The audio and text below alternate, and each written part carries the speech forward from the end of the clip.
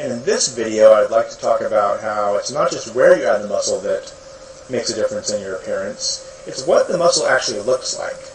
And I'm sure you've seen guys that are big but have that sort of rounded, poopy look to their muscles.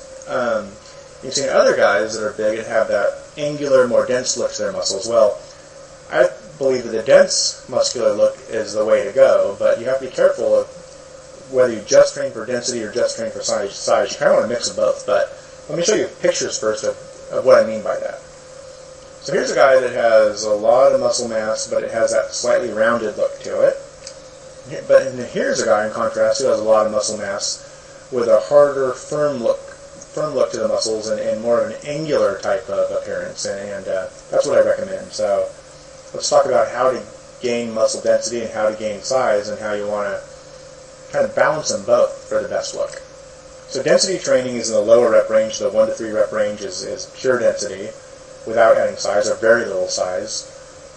If you concentrate in the 4 to 5 rep range, you can add density and size at the same time, and both of these ranges are good for increasing the actual muscle fiber, the actual contractile tissue of the cell, not just the fluid within the cell. So the pluses of density training at that lower rep range is that you'll get a dense and angular look to your muscles. The negative is that if you just focus on these rep ranges, you're going to get a really slow increase in muscle size, and the muscles can have that flat look. And if they're too flat, they won't look as defined because you won't get those shadows casted when you're like in decent lighting and stuff, and you'll look smaller than necessary. I mean, you want density, but you want a little bit of size to go with that, like a full muscle. So let's talk about making the muscles a little bit more full. So if you want to train for size, the quickest route to do that is 6 to 15 reps. And you want to train to fatigue the muscle in that rep range, and not necessarily focus on strength training like you would if you're aiming for density.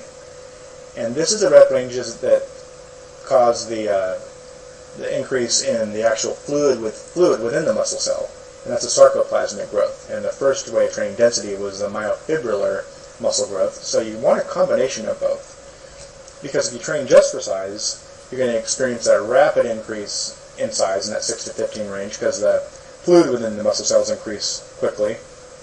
The downside is if your muscle mass is too much of that fluid, has too much fluid within each cell, it causes that puffy look. Now, that probably makes sense if you think about it, right? So, like, if a water balloon is really full, it's going to have that rounded type of thing, but if the actual balloon was thicker and had less water in it, it would have a hard look to it. So, the best approach is a mix of density training to add hardness and sarcoplasmic growth to make sure that the hard muscles are full. So hopefully that makes a lot of sense. I know I haven't heard a lot of people explain that in detail, and I just wanted to spend a few minutes to do that.